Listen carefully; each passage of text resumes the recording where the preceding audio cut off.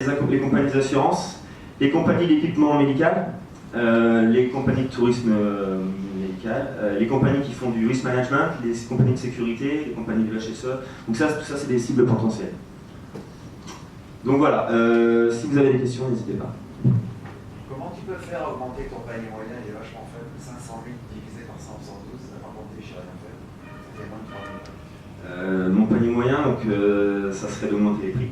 Et si je monte les prix, je perds la quantité. Tu as montré quantité. une grille de 3 000 à 16 990, ça veut dire que tu donnes que des cours basiques? Non, je donne pour sortir de cours, donc j'ai des cours à 4 000 bahts, des cours à 6 000 bahts, et également je forme les gens à devenir instructeurs. Celui-là, il coûte 17 000 bahts. Donc de plus en plus, je forme notamment les instructeurs. Les Nations Unies, c'est justement ce genre de cours qui a été demandé, que je puisse former les gens à devenir instructeurs. Oui. Ce besoin d'1 million de bahts est nécessaire donc pour financer la croissance. Bien sûr. Est-ce que ce million de bahts, parce qu'on n'a pas le détail des besoins en fonds de roulement et de l'évolution de tes besoins dans le temps, donc ça veut dire qu'ils vont te permettre d'atteindre Y4 ou Y5. Oui. Il n'y a pas de levée de fonds intermédiaire. Si, je pense qu'il y aurait certainement un petit peu de levée de fonds intermédiaire, mais vu la situation, notamment avec le partenariat de e-learning, j'ai déjà donc la société avec laquelle je vais travailler, elle a déjà des clients très importants comme Michelin, qui sont déjà très intéressés par le projet de e-learning, et donc ils sont déjà intéressés pour former leurs employés à hauteur de 500 certifications, voire 1000 certifications par an, donc ça peut aller très vite. Ce qui est surprenant, c'est qu'en fait, tu prévois la distribution de 90% du résultat, et tu dis que l'investisseur qui va récupérer son million de bahts sous 4 ans, il vaudrait mieux que l'investisseur récupère son argent avant. Il récupère au bout de 2 ans. 2 ans. L'amortissement, il se fait. La Y4, vous avez la Y1, je la compte comme l'année qui a déjà été réalisée. Donc en fait, Y4, ça fait c'est Y3. C'est au bout de 2 ans, donc 3 ans. Tu factures le e-learning et ça représentera quoi? Donc le e-learning, on va le faire. Donc pour l'instant, il n'y a que le cours CPRED. Donc ici, ce cours-là, il dure 4 heures. C'est un cours où on apprend les gens à réaliser le massage cardio-pulmonaire et comment utiliser des poignées défibrillateurs. Et également comment traiter les gens qui s'étouffent, les adultes, les enfants et les nourrissons. Donc on va proposer moins cher que ce que je fais actuellement, pour être plus attractif. Mais pour être sincère, là c'est beaucoup les entreprises qu'on va cibler. Donc on va vendre des packages à, j'espère, 500 voire 1000 certifications sur 1 an ou 2. Et donc l'entreprise aura un crédit de 1500 ou 1000 certifications à utiliser sur 1 an ou 2. Donc c'est la façon dont on va travailler avec la société du learning. Comment partager avec ces sociétés? Donc 2 tiers, 1 tiers. 2 tiers pour moi, 1 tiers pour eux. Correct, parce que j'ai des frais. Moi, les certifications, elles ont un coût. J'achète les certifications, bien sûr, c'est pas gratuit. Et bien sûr, il faut que je paye mes profs. Donc il y a plus de coûts pour moi que pour. Une certification, c'est ad vitam aeternam ou c'est quelque chose? Ça dure, donc, très bonne question. C'est 2 ans. D'accord. Donc au bout de 2 ans, vous n'avez pas besoin. Voilà, refreshing.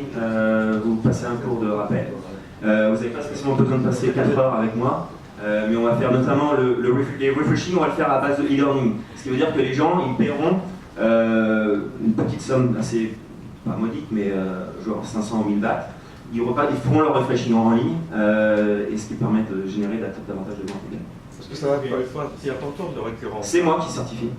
Je suis instructeur et instructeur des instructeurs. Et donc moi j'ai la capacité, à travers l'organisation qui s'appelle Emergency First Response, qui dépend de PADI. Certainement, il y en a qui sont plongeurs parmi nous. Donc je pense que vous connaissez PADI.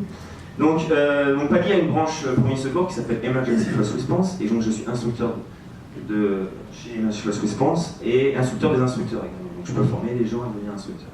Et bientôt, on va également normalement récupérer l'accréditation American Heart Association, ce qui va donner encore plus de force sur le marché et plus de visibilité.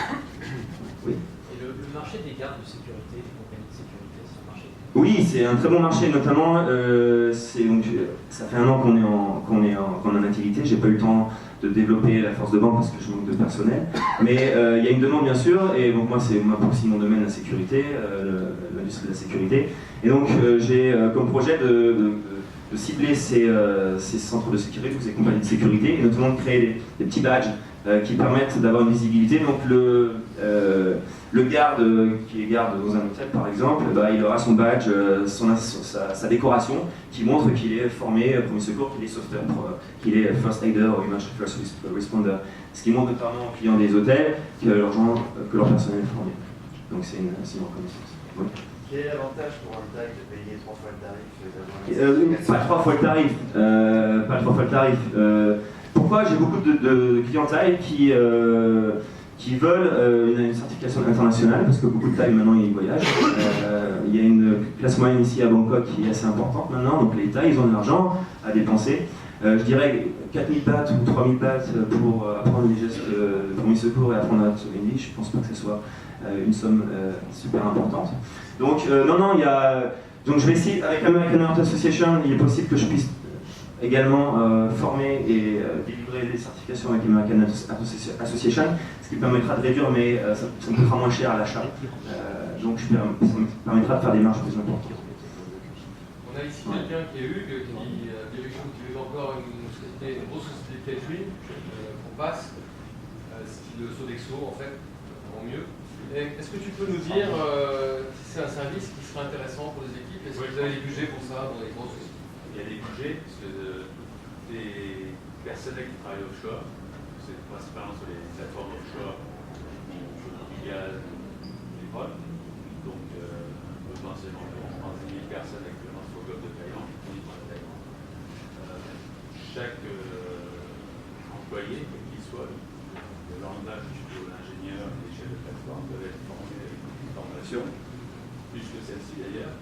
Donc il y a d'autres certifications que tu as pour ajouter. Mais ce qui est intéressant, c'est que c'est des certificats qui durent 3 ans. Et il faut renouveler à chaque fois. Et là, on renouvelle entièrement de A à Z à chaque fois. On repaye de 100% de la formation. Donc je pense que ce qui peut être intéressant, c'est de rajouter d'autres formations complémentaires à celle-ci qui peuvent cibler spécifiquement les gens d'offshore. Oui. Vous avez des risques qui sont particuliers, donc c'est aussi ce que je fais, c'est de cibler les besoins des clients. Et des fois, je rajoute je leur enseigne des skills, des compétences supplémentaires par rapport à leurs besoins. C'est obligatoire en Thaïlande d'avoir un nombre suffisant de personnel formé au premier secours. Normalement, le chiffre est de 20%. Oui, c'est bon. J'ai travaillé dans le milieu du gaz et du pétrole également. Je travaillais comme manager sûreté et Cross Protection Team Leader dans des pays comme l'Irak, l'Algérie ou la Libye, donc je connais les milieux aussi. Alors, 1 million, c'est pas une très grosse somme non plus des projets qu'on a vu passer jusqu'à maintenant. S'il y a 20 personnes intéressées de participer à TT, tu préfères avoir 20 personnes participantes ou une seule par rapport au montant donné? Le moins possible, parce que si c'est 20 millions de bahts divisés par 20 personnes, ça va être difficile à gérer.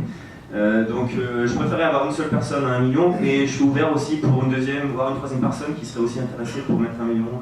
Donc le panier est ouvert. Dans tous les clubs de business, il peut y avoir 20 investisseurs pour 1 million. Toujours que 2 mecs qui sont en bord, t'en as pas qui te cassent les pieds. Mais ça suffit. Merci. D'autres questions? Oui. Vous pouvez remettre le tableau avec les chiffres? Pardon? Vous pouvez remettre le tableau avec les chiffres, s'il vous plaît. Voilà. Merci. Si vous êtes intéressé, pour ceux qui sont intéressés, je fournis un dossier complet avec tous les chiffres. Pour rebondir sur ce que disait Richard tout à l'heure en présentant le club des investisseurs au sein de BPA, est-ce que Richard, c'est un projet qui pourrait rentrer dans le scope de ce club dans le club? Dans le macro-financement, oui, pas dans le micro. Tu es d'accord? Oui. Question toute bête, je suis désolé. Analyse des chiffres. Quand est-ce que tu veux le chèque? Ce soir, avant de manger. Je répète ce que dit Anne Lampion, c'est tous les mecs que tu vois, toutes les personnes que tu vois ici. Merci Richard. Toutes les personnes que tu vois ici, elles s'en vont dans 3 semaines dans le meilleur des cas. Est-ce que tu es prêt à attendre jusqu'au mois de septembre? Non Richard, il y en a qui bossent. Si possible, 3 mois ça ferait long. Si je peux avoir, là on est au mois de début juin, si je fais un investisseur potentiel qui se désigne avant la fin du mois, ça serait parfait. Ça serait idéal pour moi. Ben, moi moi je t'ai fait mon coming out, je suis prêt à 1 million. Par contre, je te passe à la moulinette. Ah, je sais. Qui viennent. Mais ça fait Non, tu me montres ta société qui est actionnaire dans les tu es bienvenu dans notre académie actuelle. Je te ferai une visite et je te ferai. Si je peux avoir une bouche à bouche par la jeune femme. Je crois que je la loue alors. Elle est moins jolie en vrai. Comment vous faites pour vivre avec, voilà, si je regarde l'ensemble de vos salaires et de vos charges, vous avez dépensé sur, donc ce sont des chiffres annualisés, on est bien d'accord. Oui. Donc sur 300 bahts, donc on va dire 330 000 bahts, donc c'est-à-dire en gros, ça fait 10 000 $, c'est ça? Oui. Voilà, donc vous avez 10 000 $ de salaire annuel.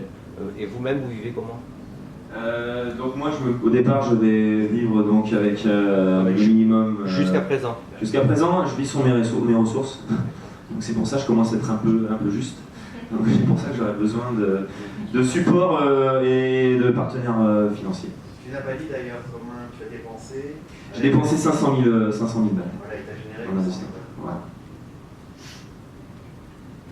D'autres questions? Beaucoup de questions. Ça veut dire que c'est positif. Merci beaucoup. Merci Johan.